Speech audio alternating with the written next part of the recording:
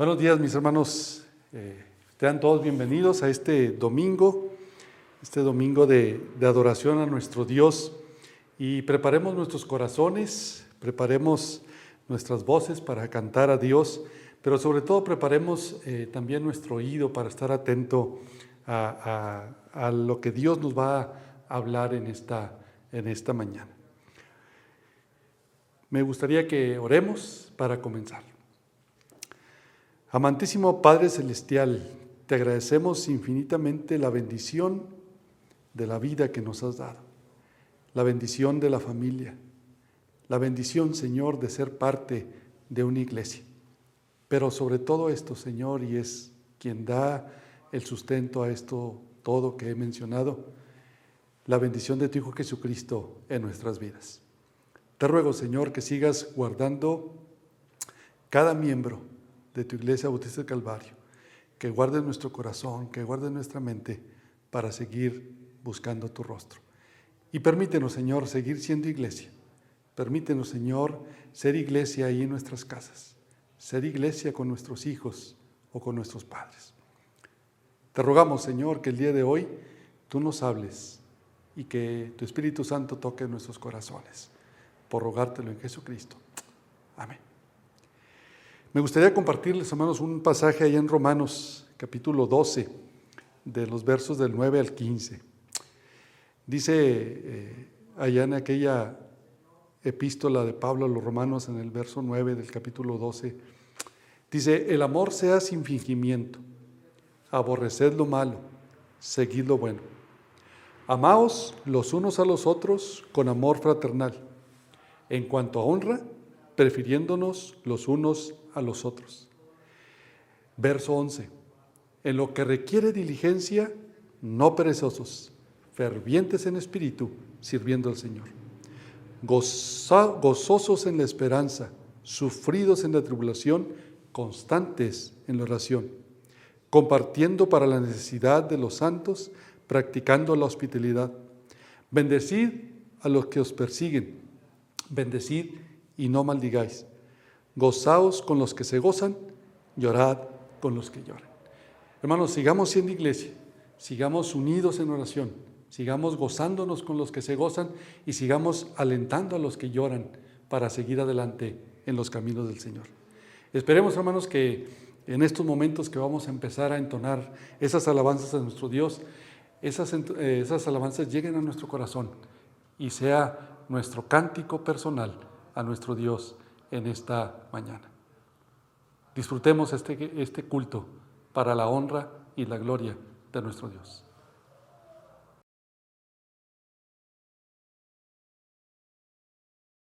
Buenos días, hermanos. Dice el Salmo 33: Alegraos, oh justos, en Jehová, en los íntegros es hermosa la alabanza. Aclamad a Jehová con arpa, cantadle con salterio y decacordio, cantadle cántico nuevo, hacedlo bien, tañendo con júbilo. Los invito a que nos unamos en estos cantos de adoración.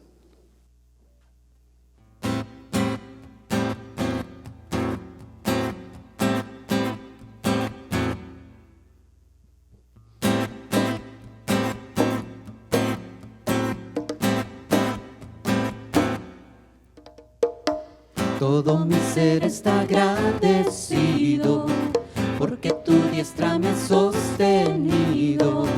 No te alejes de mí, Señor, mantén tu fuerza en mi corazón.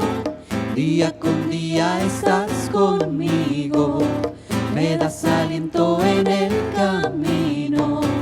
Eres mi luz y mi salvación, me cubre siempre tu bendición. Todo mi ser está agradecido, porque tu diestra me ha sostenido. No te alejes de mí, Señor, mantén tu fuerza en mi corazón. Día con día estás conmigo, me das aliento en el camino. Eres mi luz y mi salvación, me cubre siempre tu bendición. De tu ser será mi alabanza en la congregación. Alzo mis manos al Dios que vive y reina. Mis labios celebrarán al Dios de amor. Mi alma se goza ante tu presencia.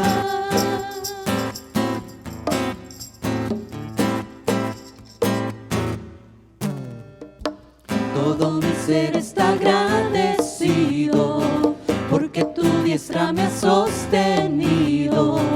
No te alejes de mí, Señor, mantén tu fuerza en mi corazón.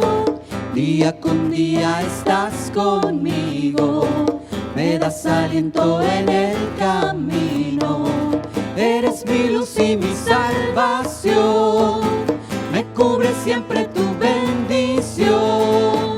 De ti será mi alabanza en la congregación. Alzo mis manos al Dios que vive y reina. Mis labios celebrarán al Dios de amor. Mi alma se goza ante tu presencia. De ti será mi alabanza en la congregación. Alzo mis manos al Dios que vive y reina. Mis labios celebrarán al Dios de amor. Mi alma se goza ante tu presencia. Y no es solo la emoción, es el Espíritu del Señor el que me impulsa a ir mucho más allá. De ti será mi alabanza en la congregación. Alzo mis manos al Dios que vive y reina. Mis labios celebrarán al Dios de amor. Mi alma se goza ante tu presencia. De ti será mi alabanza en la congregación. Alzo mis manos al Dios que vive y reina. Mis labios celebrarán al Dios de amor. Mi alma se goza ante tu presencia.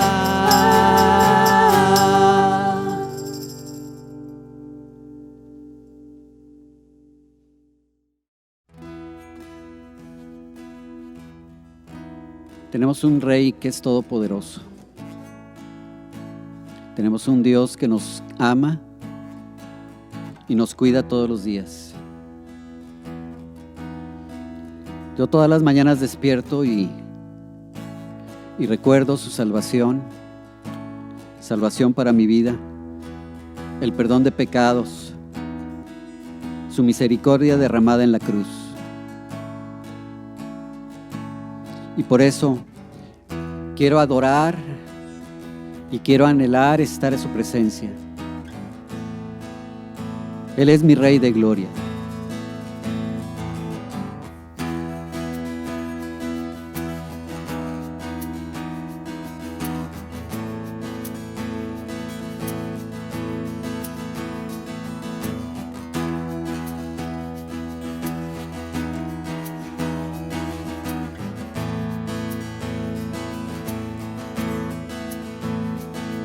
¿Quién es el Rey de gloria que me persigue con su amor? Me asombran sus palabras, susurrando en mi interior. Mi conciencia me recuerda, necesito su perdón. Él es el Rey de gloria, quien me lo ofrece hoy. Es el Rey del universo y es el príncipe de paz, revelándome los cielos y los misterios que en él hay. Mi espíritu anhela de su gracia y su verdad. Él es el Rey de gloria, Hijo de hombre, Hijo de Dios.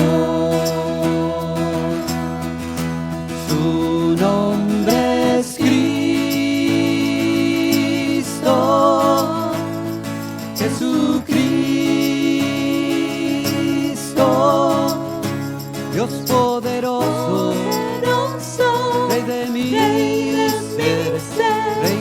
gloria. Su nombre es Cristo, Jesucristo, Dios poderoso, Rey de mi ser, Rey de gloria. ¿Quién es el Rey de gloria? Con poder y autoridad. Él es sabio sin medida. Es el Rey de amor y paz. Señor de cielo y tierra, y el único creador. Él es el Rey de gloria, y Él es todo para mí. Su nombre es Cristo, Jesucristo, Dios poderoso, Rey de mi ser, Rey de gloria. Su nombre es Cristo, Jesucristo, Dios poderoso, Rey de mi ser, Rey de gloria. Señor de cielo y tierra, y el único creador.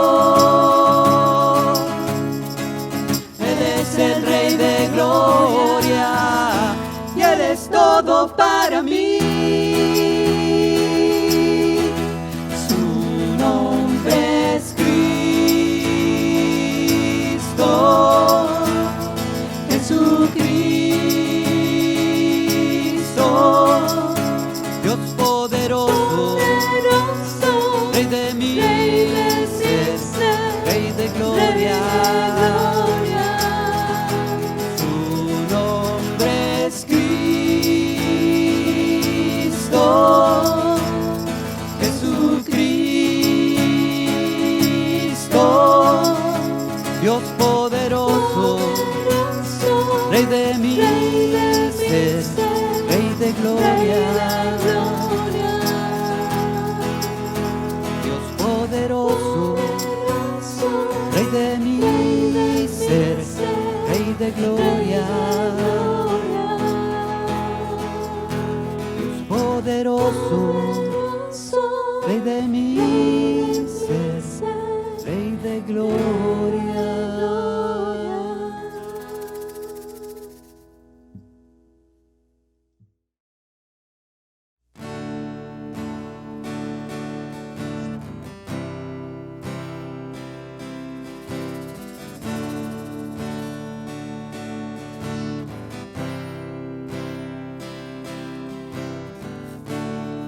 Al que está sentado en el trono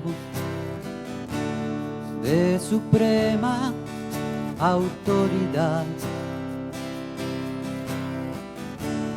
a la diestra del Santo y Poderoso, reinando está, reinando está. Su mirar es fuego que consume, y su rostro brilla como el sol. Alfa y Omega, justo y verdadero, su nombre es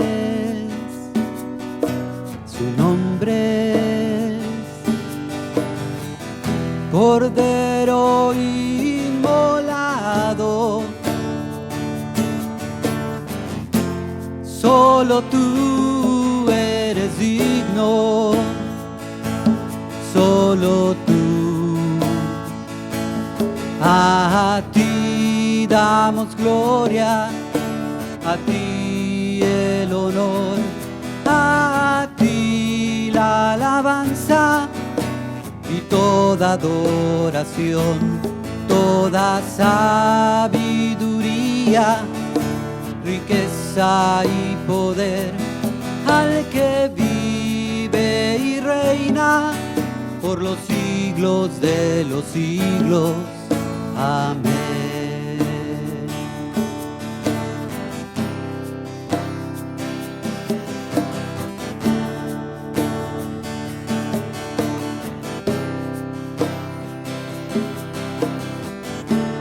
Al que está sentado en el trono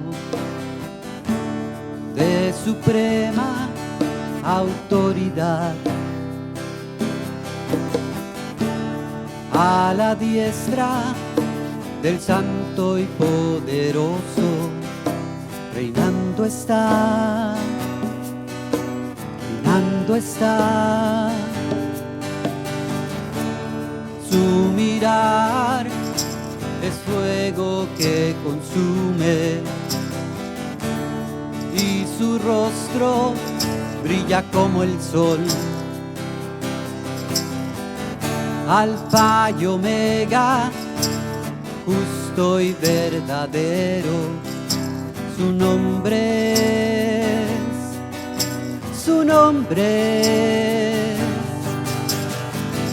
Cordero inmolado.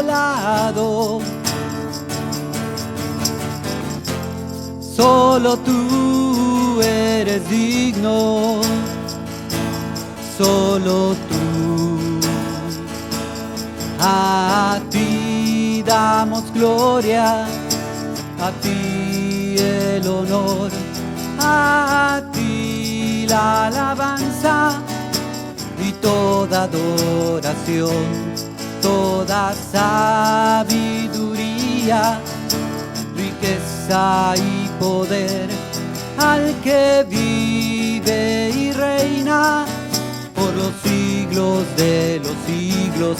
A ti damos gloria, a ti el honor, a ti la alabanza y toda adoración, toda sabiduría, riqueza y poder, al que vive y reina por los siglos de los siglos. Amén. A ti damos gloria, a ti el honor, a ti la alabanza y toda adoración, toda sabiduría, riqueza y poder, al que vive y reina por los siglos de los siglos. Amén. Amén. Amén. Amén. Amén.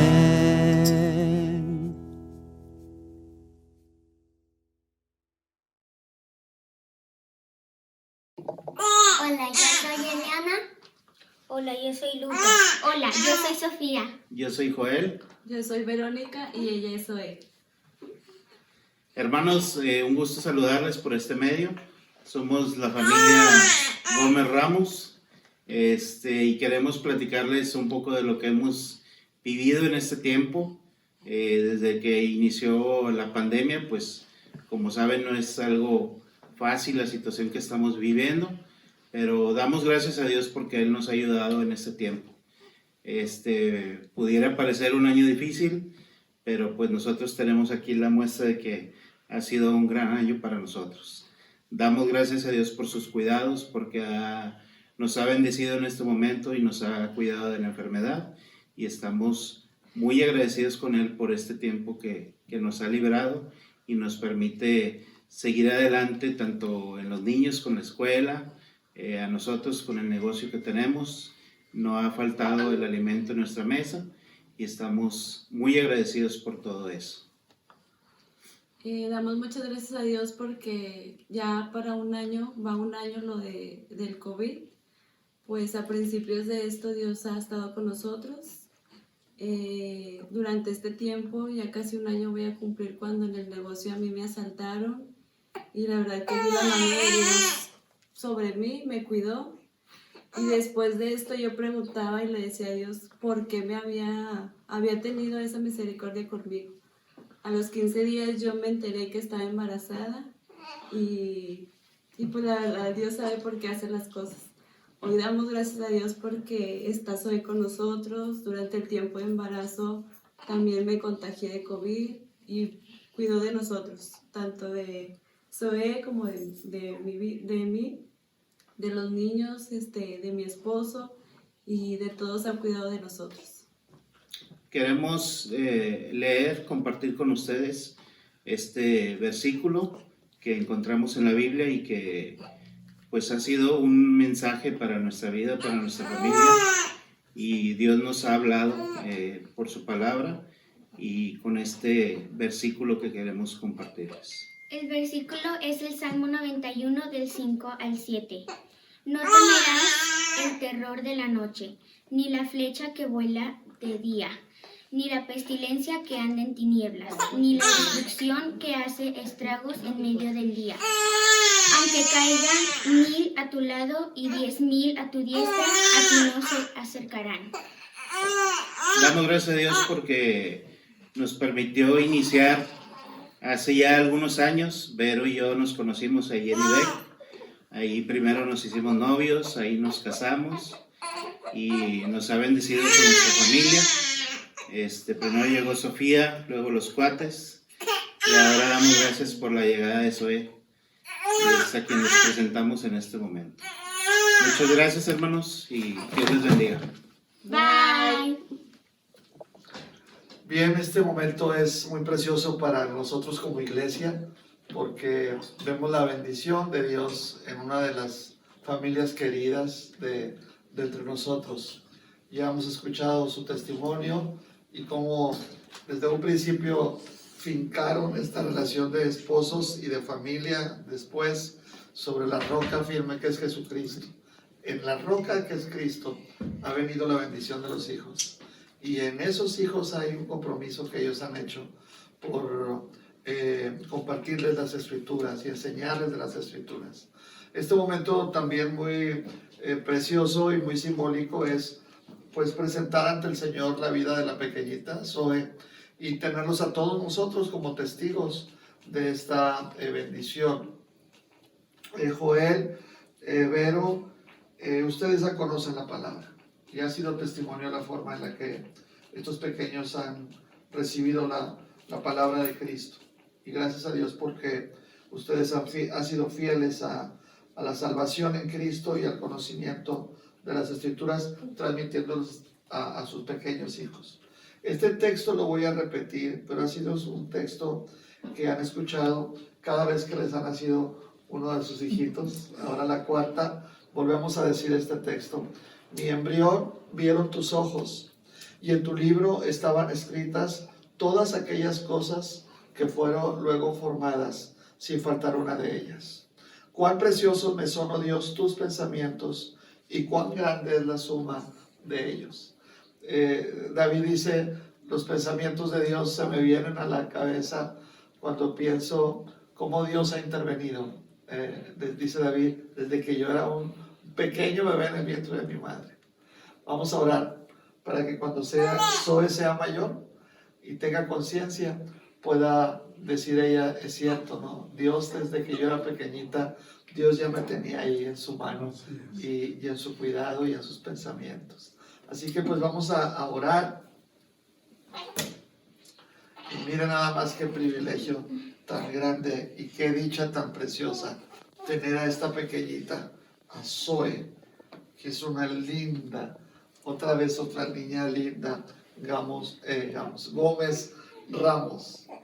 Vamos a orar por ella y vamos a bendecir. Si usted tiene un niño o una niña ahí cerquita de usted, también ponga su mano sobre ellos y vamos a bendecir la vida de estos pequeños. A ver, Zoe, vamos a hacer esto. En el nombre de Cristo Jesús, Padre, estamos dándote gracias porque tú has sido bien bueno, Padre. Porque no es voluntad de hombre o de mujer, es la bendición tuya haber traído al corazón de esta familia que tú amas, a la pequeña Zoe.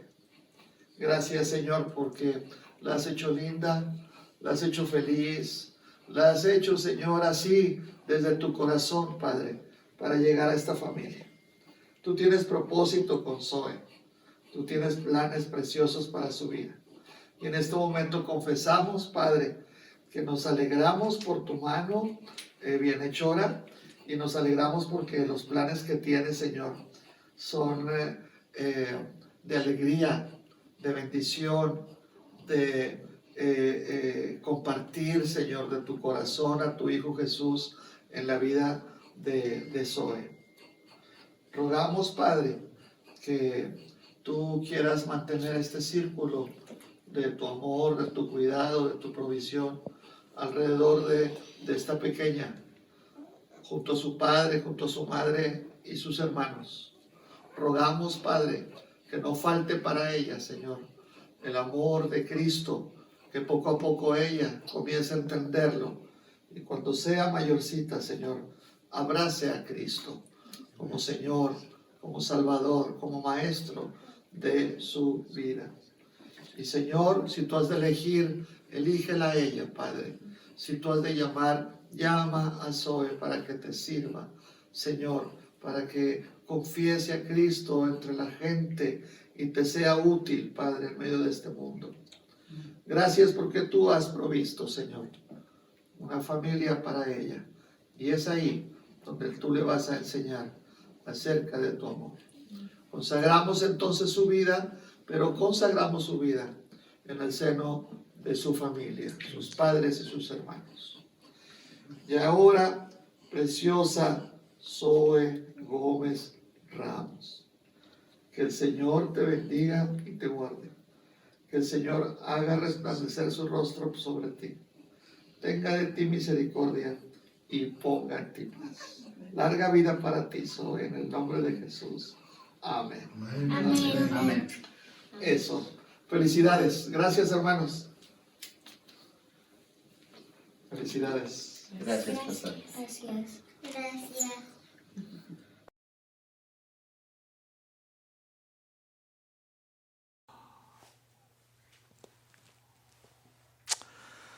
Bien, pues damos gracias a Dios porque podemos reunirnos a través de estos medios conectados y ahora para disponernos a escuchar del mensaje del Evangelio, lo que la palabra hoy nos dice. Nos ubicamos todos, ¿verdad? Estamos ya en el segundo capítulo de Apocalipsis. Quiero hacer esta lectura ahora de la segunda carta, la segunda iglesia a la que el Señor se acerca. Está escrita esta mención por iglesias. Es el mensaje a Esmirna, la iglesia de Esmirna. Dice la Escritura, y escribe el ángel de la iglesia en Esmirna, el primero y el postrero, el que estuvo muerto y vivió, dice esto: yo conozco tus obras y tu tribulación y tu pobreza, pero tú eres rico. La blasfemia de los que se dicen ser judíos y no lo son, sino sinagoga de Satanás. No temas en nada lo que vas a padecer. He aquí el diablo echará a algunos de ustedes en la cárcel para que sean probados y tendrán tribulación por 10 días. Sé fiel hasta la muerte y yo te daré la corona de la vida. El que tiene oído, oiga lo que el Espíritu dice a las iglesias. El que venciere no sufrirá daño de la segunda muerte. Vamos a orar. Padre, nos ponemos en tus manos. Queremos que tú nos hables, Padre, y suplicamos que al meditar en la Escritura sea, Señor, el que dirija tu Santo Espíritu para que abra nuestra mente y nuestro corazón y nos hagas, Padre, ver a Cristo en tu palabra. En el nombre de Cristo oramos. Amén. Bueno, hace 8 días hablábamos de que ahora en este segundo capítulo, después de toda la presentación que Juan ha hecho acerca de Cristo, en un contraste entre la magnificencia, la soberanía de Cristo y la persecución que la iglesia estaba recibiendo, ahora hay, dijimos, un acercamiento tan personal, tan pastoral del Señor Jesús a las 7 iglesias que estaban en las 7 regiones donde el Evangelio estaba caminando, estaba multiplicándose. Entonces, la carta que mencionamos se trata de la iglesia de Esmirna. Y miren qué precioso es esto para tocar la puerta, para tener un primer acercamiento con la iglesia. Y se presenta el que llama, el que escribe. Se presenta diciendo, yo soy el que primero dice el primero y el postrero, el que estuvo muerto y vivió. Esto es muy significativo porque está primero dejando en claro, imagínense esto, mis hermanas, mis hermanos, está dejando muy en claro que Cristo Jesús tiene autoridad. Y esto es muy constante en el Apocalipsis, para que no nos perdamos de vista entre todos los acontecimientos que luego se van a señalar en los poderes, tanto de gobierno como religiosos, o los poderes satánicos, que en esta trilogía de poderes es donde la iglesia se mueve a contracorriente, luchando en contra de. Y Jesús se expresa a la iglesia de Esmirna diciendo, soy el primero y el último. Esto es precioso porque el título está, que Jesús se da con el que se presenta, está refiriéndose al título de Dios, de que Él es Dios. Miren, Isaías 44:6 dice, el Señor, el Rey, el Redentor de Israel, el Señor Todopoderoso dice, yo soy el primero y el último, fuera de mí no hay otro Dios. Entonces, Juan está tomando las palabras al ver a Jesús y al escuchar lo que Jesús tiene que decir a Esmirna, y está haciendo también una referencia muy clara a lo que significa la presencia de Dios eternal desde un principio. O sea, el ser el primero y el ser el último abarca todos los tiempos. Y no estamos hablando de los tiempos en la tierra, sino estamos hablando de la eternidad. Y Juan está diciendo, por esto Cristo es Dios. Y le reconocemos como Dios antes de todos estos tiempos y hasta el final de todos los demás tiempos, ¿no? ¿Y qué más hace Jesús? Bueno, el segundo título aquí que se menciona, Jesús dice, el que estuvo muerto y vivió. ¿Y qué podemos decir de esto sino que hay una evocación, una alusión preciosa a la entrega de Jesús muriendo en la cruz y a la resurrección poderosa, donde el Padre lo levantó de entre los muertos al tercer día? Si algo necesita siempre una iglesia, es que queremos escuchar las palabras de nuestro Señor, recordándonos esto, que nada de la iglesia vale la pena si no estamos afirmados sobre esta roca, la piedra angular, que es Cristo, el Evangelio de Cristo. Él murió por nosotros los pecadores para salvarnos, y Él resucitó de entre los muertos para darnos esperanza. Por eso, cuando va a hablar de la iglesia de Esmirna, deja claro Jesús, el eterno, desde el principio y hasta el final. Y después dice, y el que estuvo muerto y vivió. Me encanta la forma en la que ahora habla como de un pasado que tiene una connotación muy poderosa en el presente. Y entonces, cuando ya hay ahí lean ustedes ahí en Apocalipsis 2, mis hermanos, ahora en el verso 9, entra Jesús a hablar con la iglesia y hace algo muy lindo. Fíjense, Jesús no habla ahora de los rasgos equivocados, de las faltas pecaminosas, como Jesús lo hizo ya con la iglesia de Éfeso. Tengo contra ti, ¿no? Tengo contra ti que has perdido tu primer amor. Ahora lo que hace Jesús con la iglesia de Esmirna es una manera de decirle, me doy cuenta de lo que estás viviendo. Una forma muy profunda de decir, sé lo que estás pasando, sé lo que vas a pasar, pero no temas porque yo estoy a cargo de todo. Estoy al frente de todas las cosas. Vean ahí, dice, yo conozco tus obras, conozco tu tribulación, conozco tu pobreza, conozco la blasfemia de los que se dicen ser judíos y no lo son, ¿no? Jesús dice, yo soy tu pastor y sé por lo que estás pasando, pero no temas. Es entonces que esta congregación que ahorita vamos a ver que Jesús la está definiendo como una congregación pobre económicamente, y Jesús le dice, no te veas ni te sientas así. Desde la perspectiva del Señor, ahora Jesús habla de las cosas desde la perspectiva de ser Dios primero y último, en su eternidad, en su sabiduría, en todo lo que es su deidad. Y también Jesús que fue encarnado para salvarnos, para redimirnos del pecado y darnos ahora la esperanza de la seguridad de la vida eterna. El que estuvo muerto y vivió, ahora es el Jesús que por esa garantía, por lo que dice que es garantía, ahora le dice a la iglesia de Esmirna, no temas porque sé.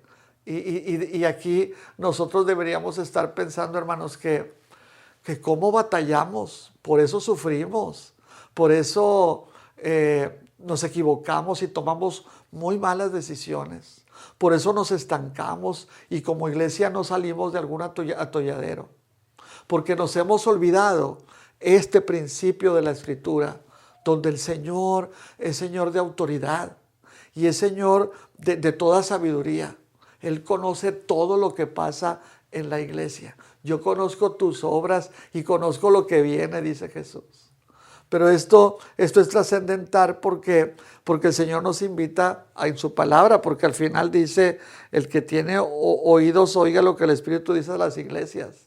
Es decir, lo que nos dice es que nosotros como iglesia nunca debemos olvidar que el Señor anticipadamente conoce lo que sucede o lo que sucederá. Pero también esto significa que nosotros no tenemos nunca vamos a tener la visión completa de las cosas que nos suceden como iglesia o en lo personal. Si es que nosotros hacemos a un lado la visión de Jesús. Siempre vamos a estar viéndolo tras un lente equivocado, nuestro problema, nuestras realidades. Si no es que podemos meternos detrás de la palabra, detrás del Evangelio de Cristo, para comprender desde la perspectiva de Dios qué está haciendo Dios, cómo lo está haciendo Dios, para qué Dios lo está permitiendo. Y así entra entonces cuando el Señor comienza a acercarse a la iglesia de Esmirna, y aunque parezca para nosotros que no sería la mejor forma, porque es extraño, pero lo que hace el Señor es alaba a los hermanos de Esmirna, empodera a los hermanos esmirnianos para decirles a los hermanos, me sé muy bien y conozco las virtudes que hay en ustedes y los padecimientos en los que viven. Esta creo que después lo vamos a hacer, pero haciendo un recorrido por todas las iglesias, esta es una manera única en la que Jesús aborda la condición de esta iglesia y lo hace de una forma bien pastoral y lo hace desde una manera también con su visión completa de la vida y de las cosas que están pasando, ¿no? No hace Jesús tampoco un inventario de las virtudes espirituales que hay en la iglesia, los aciertos que hay en la iglesia. Lo que Jesús se limita a decir de Esmirna, de la iglesia, es eres pobre, pero en realidad no te has dado cuenta y eres rica, ¿no? Calumniados, perseguidos, muy tal vez pagando consecuencias de su fe en Jesús, pero dice Jesús, pero ¿sabes qué? Eres bien rica, tienes una riqueza enorme en ti, y ahorita lo vemos porque dice Jesús eso. Ahora, tenemos que decir que las condiciones de los hermanos de Esmirna eran muy peculiares, porque Esmirna era una ciudad muy rica económicamente. En la historia que podemos investigar, nos habla que tal vez era la segunda ciudad con más auge y más potencial en todo lo que era la comarca romana, en todo lo que era la región que era propiedad de Roma.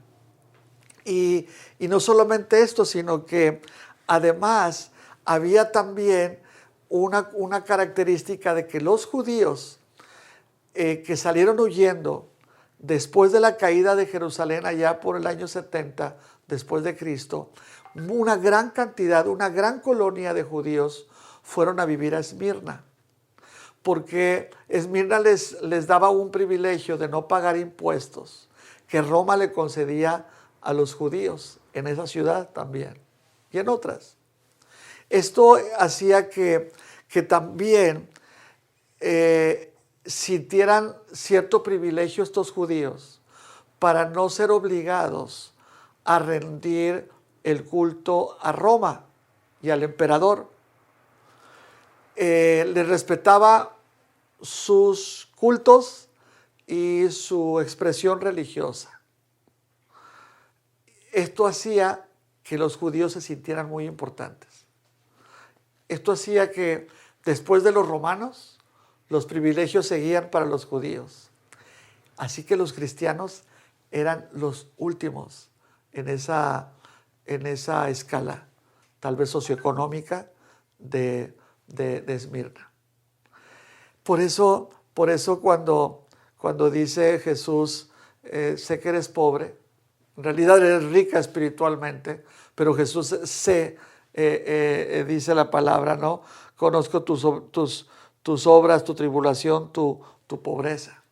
Porque se puede creer que entonces toda la carga laboral y toda la desigualdad económica y social terminaba recayendo sobre los cristianos, como esclavos y finalmente como perseguidos por causa de su fe, ¿no? Y allí están los cristianos de Esmirna, batallando otra vez entre los poderes de su tiempo, los poderes gubernamentales con el peso de la desigualdad socioeconómica y los poderes religiosos, a los que ahora Jesús le está llamando a los judíos diabólicos, y a las sinagogas donde le rinden culto a Jehová de los ejércitos, ahora el Señor les llama, es una sinagoga de Satanás. El edificio que te sirve para adorar a Dios, en realidad te estás adorando a ti mismo y estás adorando al diablo, enemigo mío, dice el Señor. Pensemos también que cuando Juan escribe a la iglesia perseguida, y muy específicamente ahora se nombra la iglesia de Esmirna, una ciudad también que tiene otra característica de ser muy patriótica. Se dice que en Esmirna se organizaban las fiestas más opulentas para conmemorar aniversarios del emperador, fiestas cuando el emperador visitaba Esmirna y todo aquello. De manera que la cultura general de esa ciudad pues era que era muy nacionalista, era muy patriótica, ¿no? Eso entonces recaía en que la ciudad se iba contra los que no practicaban el culto y la pleitesía al emperador romano. Así que hablar de Jesús era negar al emperador. Honrar a Jesús era estar en contra de Roma. Y así se va conformando la composición en las condiciones donde la iglesia de Esmirna vivía, de tal manera que entonces parecía que tenía todo en contra los cristianos de Esmirna para poder preservar su fe en esas condiciones. De tal manera que algunos hoy en día pudieran decir, pues es que se justificaba, porque tenían que dar de comer a sus hijos si los hermanos se escondían y no revelaban su identidad como cristianos, como hoy en día sucede, pero no se justificaban. Y miren cómo dice la escritura, ¿verdad? Dice la palabra ahí: conozco tus obras, la tribulación que vives, porque eres pobre, pero yo sé que eres rica, ¿no? Y la blasfemia de los que se dicen ser judíos y no lo son, sino que son sinagogas de Satanás. Tal vez era cierto, ¿verdad?, que la iglesia no era rica económicamente, pero sí era rica en el aspecto más importante, que es la gracia de Dios. El haber recibido, abrazado la palabra y el evangelio, y de ahí partir a una nueva vida, siéndole leales al Señor. Y aquí, y vuelve a la palabra a hablarnos, nos está diciendo a usted y a mí sobre que está afirmada una fe. Porque para muchos cristianos la fe es vigorosa porque la economía de la casa es vigorosa. Para muchos creyentes se sienten envueltos en la bendición de Dios, arropados por la bendición de Dios, pero porque hay abundancia de trabajo, de bienes económicamente. Y ahí hay un error garrafal. Esto es un pecado que la Biblia denuncia cuando el Señor Jesús, por ejemplo, hablaba diciendo: qué difícil es que un rico entre en el cielo, porque pone su corazón en los bienes. Donde está tu tesoro, ahí está tu corazón.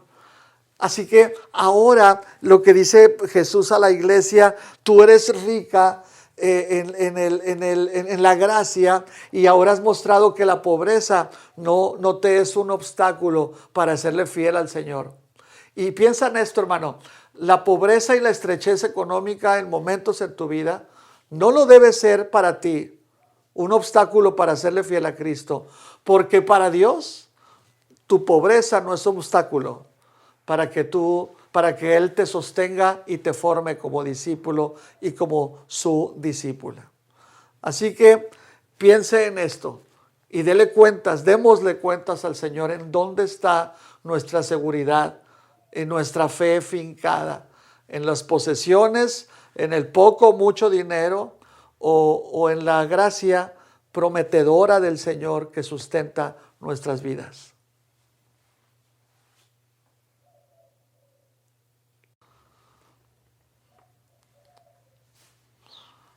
Ahora, en lugar de que el Señor les diga: ya viene la bendición. No por mucho tiempo van a seguir así. Lo que hace el Señor en la palabra es decirles, vienen más pruebas. No, espérame, no bajes el paso, no aflojes el paso. Vienen más pruebas. No temas en nada lo que vas a padecer. Porque aquí el diablo echará a algunos de ustedes en la cárcel para que sean probados y tengan tribulación por 10 días. Sé fiel hasta la muerte y yo te daré la corona de la vida. 10 días. Hay una referencia a lo que se explica allá en Daniel. En Daniel 1:12, déjenme leerlo. Estos 10 días no hay paralelos así firmes en el Apocalipsis para interpretar, perdón, como algunos lo hacen. Aquí está diciendo que 10 días significan 10 años de pobreza o 10 años de dificultades, de persecución todavía más. Creo que lo que debemos hacer es que dice la misma palabra, ¿no? Y entonces aquí en la palabra dice que muy al principio el libro de Daniel, dice la escritura que se decía cuando había esa sentencia o esa orden sobre Daniel y sus amigos de la comida y a lo que eran sometidos para aculturizarlos en la nueva religión donde estaban, dice en la nueva ciudad en donde estaban allá en Babilonia, dice la escritura que dice, entonces dijo Daniel a Melzar, que estaba puesto por jefe de los eunucos sobre Daniel, te ruego que hagas la prueba con tus siervos por 10 días y nos den legumbres a comer y agua a beber, y compara luego nuestros rostros con los rostros de los muchachos que comen de la ración de la comida del rey, y haz después con tus siervos según veas. Es decir, 10 días tiene que ver con prueba. Y Jesús les está diciendo, tengan paciencia, iglesia de Esmirna, porque vendrá otro tiempo de prueba, donde se va a recrudecer la persecución, ¿verdad? Y está aludiendo el Señor, sin lugar a dudas, está aludiendo al pueblo de Israel, a los judíos, que ellos van a ser los causantes de la persecución de la iglesia. Antes, al final del verso 9, Jesús llama a los judíos, ya no son pueblo escogido por Jehová de los ejércitos. Dice, la blasfemia de los que se dicen ser judíos, pero no lo son, dice, sino que son sinagoga de Satanás. Es como decirle a los regiomontanos, ¿no? Algo que es muy emblemático y que finalmente se vuelva una vergüenza para ellos, para nosotros. Dice los judíos que fueron pueblo de Dios, el pueblo llamado por el Jehová, Dios de Israel. Ahora dice Jesús, ya no son más pueblo escogido, ahora son sinagoga de Satanás. Y la sinagoga era el lugar en donde se reunían para hablar de las Escrituras, para adorar a Jehová, para resguardarse de todo lo que pasaba alrededor y sentirse más fuertes, porque las Escrituras hablaban de que eran el pueblo elegido por Dios. Y ahora Jesús dice, pues ese lugar que te es de fortaleza, ese lugar que lo dedicas a adorar a Dios, ese lugar que tú edificas, esa sinagoga que te es para ti el centro de toda tu adoración y tus privilegios y tu orgullo, pues ahora ese lugar, dice, es un lugar de adoración a Satanás, ¿no? Por eso qué precioso, hermanos, hermanas, piensen en eso, que hemos estado aprendiendo de la Escritura. Jesús dice que ya no hay más templo, que Él prefiera que la comunidad donde Él es cabeza y nosotros somos su cuerpo. Por eso no hay más templo físico donde nosotros verdaderamente podamos adorarle y podamos presentarnos ante Él transparentes, pecadores arrepentidos, adoradores entusiastas, que el lugar en donde estemos, en la casa, en la calle, donde sea, ahí está el Señor con nosotros y ahí adoramos. Pero aquí la referencia como sinagoga de Satanás tiene que ver porque ahora los judíos se vuelven los que persiguen a los cristianos. Y sorprendentemente, así como Jesús dice que Él aborrece y Él odia a los nicolaitas, como la iglesia de Éfeso también lo hacía, ahora sorprendentemente Jesús está diciendo a la iglesia de Esmirna, sé que el que fue el pueblo, mi pueblo, ahora es el enemigo. Y lo declara abiertamente.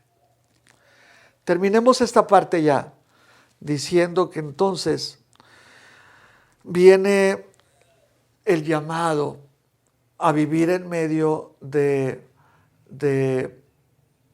esta persecución. El resultado de seguir a Cristo. Y eso pegó en el centro del ánimo de la iglesia.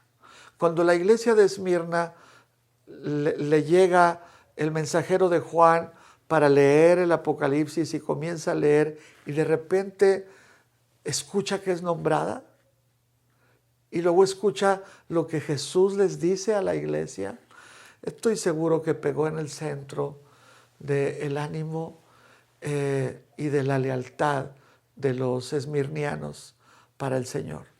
No tengas miedo, le dice Jesús a la iglesia. El diablo dice, no temas en nada lo que vas a padecer. El diablo echará a algunos de ustedes en la cárcel para que sean probados en esta tribulación por 10 días. Pero Jesús dice, en ese ánimo, le dice, pero sé fiel hasta la muerte y te daré la corona de la vida. Parece un abrazo de ánimo, una dosis de estímulo de esperanza. Pero ¿saben qué es esto? Esto es repetir lo que Jesús dijo allá en el verso 8, yo soy el primero y el último, el que estuvo muerto y vivió. Y ahora en esa autoridad, y ahora en esa figura de toda su deidad, es Dios, ahora le dice a la iglesia de Esmirna, síguele, sé fiel hasta el último momento, porque me vas a ver, me vas a encontrar y te voy a dar la corona de la vida. Dos cosas. Una, Esmirna era una ciudad llena de coronas, ¿no? Se dice que lo que en esa ciudad patriótica imperialista, que se sabía que era muy leal a Roma, al emperador, ¿no? Entonces usaban las coronas, las guirnaldas, las coronas, no solo en sus juegos, lo que nosotros serían los Juegos Olímpicos para nosotros, en aquel tiempo eran unos juegos también que daban como premio una sencilla pero muy honorable corona sobre las cabezas de los que salían ganadores, resultaban ganadores. Así se les premiaba. Y dos, aquí hay una referencia de esta corona para los creyentes fieles sobre el emblema de la ciudad. El emblema de la ciudad de Esmirna era una corona, ¿no? Y entonces esas coronas de guirnaldas entre los ciudadanos pues eran muy codiciadas y también eran admiradas en esos juegos de aquel tiempo deportivos, pues eran las estrellas, ¿no? Eran los que acaparaban todos los reflectores estos ganadores. Portaban su corona y les permitían caminar un poco entre la ciudad. A los visitantes distinguidos de Roma que llegaban por primera vez a Esmirna se les otorgaba una corona y públicamente se ponía sobre sus cabezas. Se dice que luego hasta algunos muertos, ricos, poderosos, se les permitía enterrarlos con una corona también de guirnaldas. Y Jesús dice, no, la verdadera corona la voy a poner yo, te la voy a dar a ti, pero ser fiel hasta la muerte. Paga lo que significa el precio de la lealtad hasta las últimas consecuencias. Sé fiel para que seas coronado por mí. Sé que se habla mucho de las coronas celestiales y algunos han hablado de oro, otros han hablado de plata, de piedras preciosas y todo lo que usted quiera.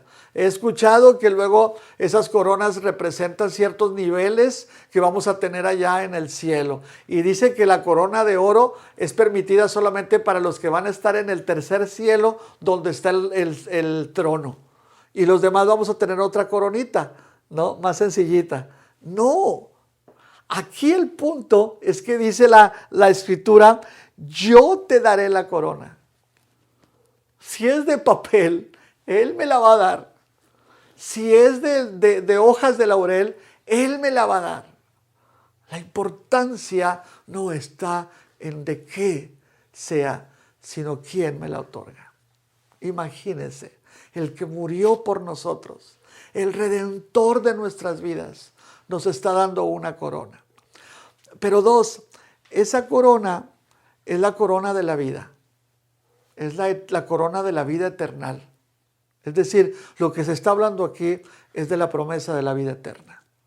Algunos hablan que es una corona física, pero otros dicen, no, y yo creo esto. Jesús está aquí refiriéndose, te daré la vida eterna junto a mí, ¿no? Luego dice por eso dice el verso 11, el que tiene oído, oiga el que el Espíritu dice a las iglesias, el que venciere no sufrirá daño de la segunda muerte. Sé fiel hasta la muerte y yo te daré la corona de la vida. Terminemos de esta manera, ¿no? Entonces, lo que está Juan ahora transmitiendo es el estímulo de que la iglesia, por las tribulaciones y las pobrezas y las desigualdades en que la iglesia vive,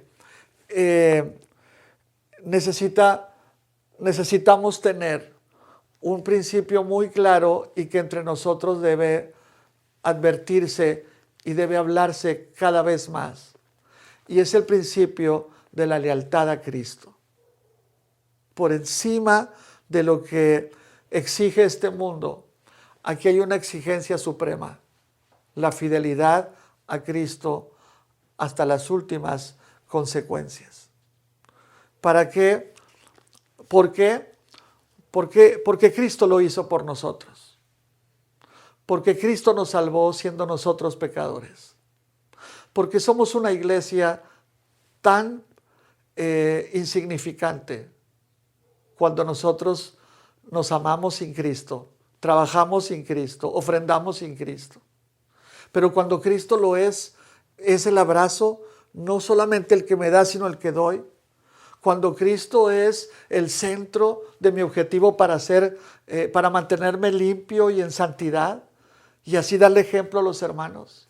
Cuando Cristo es la manera en la que yo vivo el Evangelio en Cristo Jesús, por eso me preocupan los hermanos y las hermanas y hago algo por ellos. Porque hay un peso en mí sobre el Evangelio que me salvó y predico y comparto a mis amigos lo que Cristo puede hacer con sus vidas. Por eso está la seguridad de la vida eterna. Por eso está el poder acabado, terminado de esa segunda muerte, que es la de la muerte eternal, separados de Dios, ahí en un lago de azufre, de fuego, donde dice la Escritura que no solamente la bestia y Satanás y sus seguidores, sino también los que le somos infieles a Cristo. Porque termino así. Lo contrario a ser fiel y leal es la cobardía. Eso es lo contrario. Y hay algo bien especial porque luego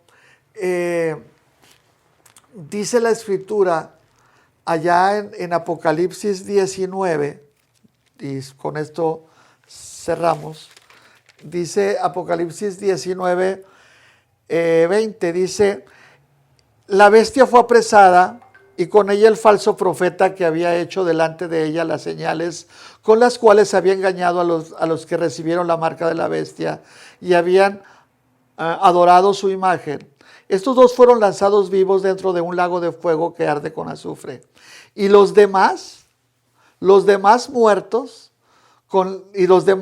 fueron muertos con la espada que salía de la boca del que montaba el caballo, y todas las aves se saciaron de las carnes de ellos. No solamente, dice la bestia, dice el diablo, sino aquellos que fueron muertos por una espada que sale de una boca.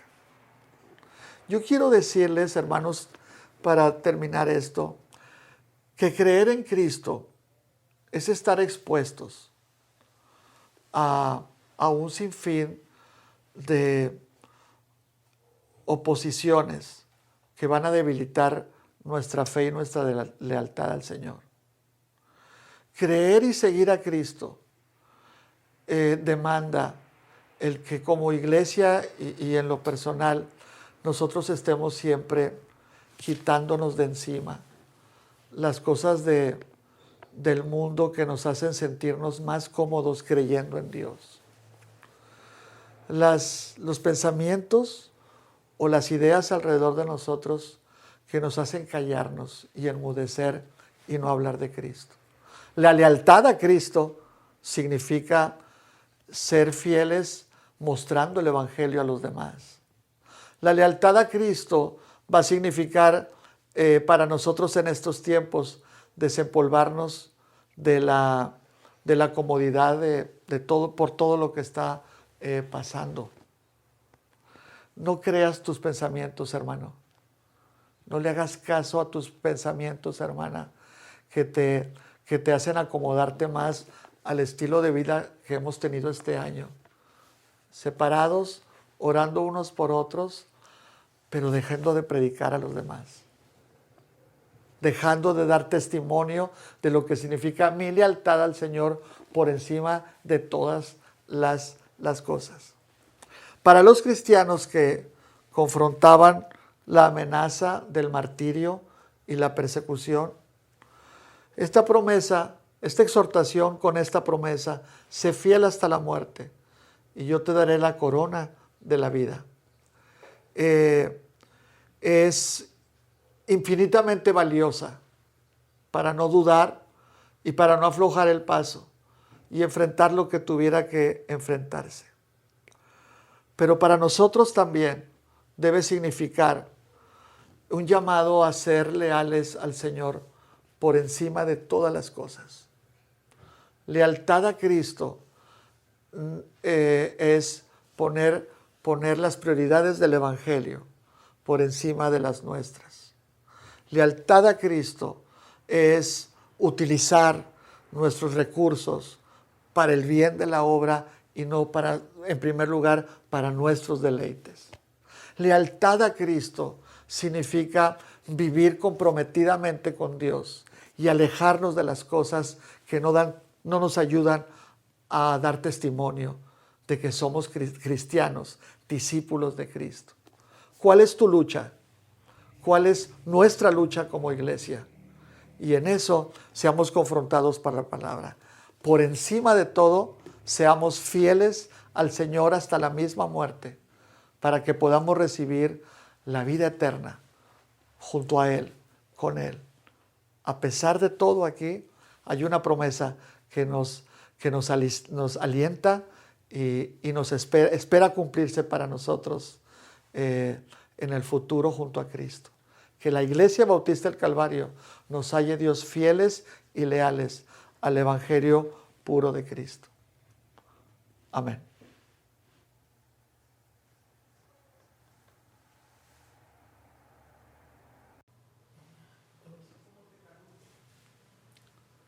Mis hermanos, demos gracias a Dios porque aún en esta situación en la que hemos estado, Dios nos ha permitido seguir juntos, seguir en contacto, estar viéndonos unos a otros.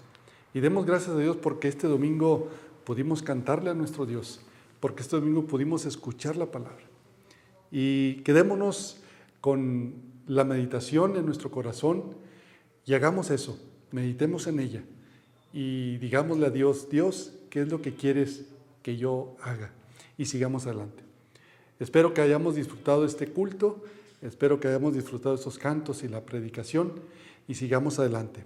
Recuerda, hermano, somos iglesia y hay que seguir al pendiente. Les invito a que nos sigamos conectando, a que sigamos estando al pendiente los domingos, a las reuniones que tenemos, las dominicales, los lunes a los varones, los miércoles de oración.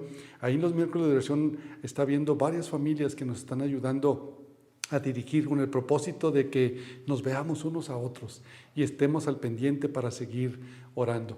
Recuérdese también que es importante seguir adelante y seguir al pendiente de nuestro diezmo, de nuestra ofrenda, de entregársela al Señor para que la obra del Señor siga adelante. Recuerde, el Señor tiene el control de todo. Y también, hermanos, recordemos, ya viene Semana Santa. Estemos preparados, estemos listos para ese programa que vamos a tener de Semana Santa. Estemos muy al pendiente y que el Señor nos siga bendiciendo. Y para concluir, vamos a orar. Amantísimo Padre, te damos gracias porque tú tienes el control de todo. Y te damos gracias, Señor, porque nos permites seguir meditando en tu palabra, nos permites seguir cantándote. Y te rogamos, Señor, que fortalezcas y alientes nuestros corazones para seguir adelante como hijos tuyos y como iglesia tuya. Todo esto te lo ruego y te lo suplico en el nombre precioso de Jesucristo. Amén. Que el Señor los bendiga, mis hermanos.